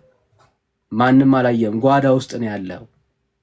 የሚበላ እያዘጋጀ ነው፣ እየከተፍክ እየቀቀልክ እየጠበስክ ነው ያቀረብከው። ማንም ዞር ብሎ አላየም። ጌታ ግን አይተዋል። እሱ ግን ተመልክተዋል። ሰዎች አገልጋይ ናቸው፣ በጌታ ፊት ትልቅ ዋጋ ያላቸው ብለው ያስባሉ። ልክ ነው። ማገልገል ልዩ እግዚአብሔር ዘንድ የተሰጠ ጸጋ ነው፣ ምንም ጥያቄ የለውም። ግን ይህንንም ጌታ እንዳገልግሎት ያያል፣ እንዳገልግሎት ያያል። አሁን አንዳንድ ሰዎች ማንም አያቸው አሉ፣ ቸርች ይመጣሉ ማንም ሳያቸው፣ ቸርች ወንበሩን አጽድተው አቧራውን ጠርገው አስውበው ይሄዳሉ። ማንም አያቸው። ጌታ ይባርካችሁ የሚላቸውም የለም። ግን አገልጋይ ናቸው። እሑድ መጥቶ ደግሞ ሱፍ ለብሶ መድረክ ላይ ቆሞ የሚያገለግል ሰው አለ። ጌታ ይባርክ ሶስቴ የሚባል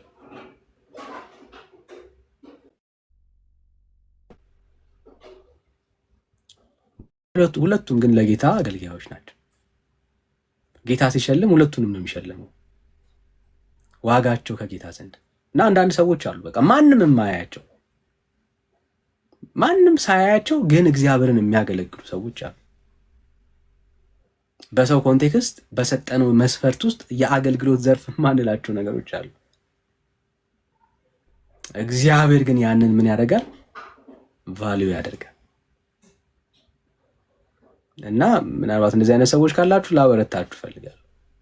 እግዚአብሔርን እያገለገላችሁ ነው ያላችሁት፣ በጽድቅ በቅድስና የእግዚአብሔርን መንግስት በሚመጥን ፕሪንሲፕል የምትኖሩ ሰዎች። አንዳንዴ በጣም በጽድቅ ለመኖር እያላችሁ ዋጋ የምትከፍሉ ሰዎች፣ በአካባቢያችሁ ያሉ ሰዎች በጣም በሙስና የተጨመላለቀ ጽድቅን የማያደርጉ ለእግዚአብሔር መንግስት የማይመጥን ህዝብ የሚያሰቃዩ ሰዎች በሞሉበት ምድር ላይ በጽድቅ በቅድስና እግዚአብሔርን ለማገልገል የምትታገሉ ሰዎች አላችሁ። በጣም ማለት ነው ዱላ የሚበዛባችሁ መከራን የምታዩ ሰዎች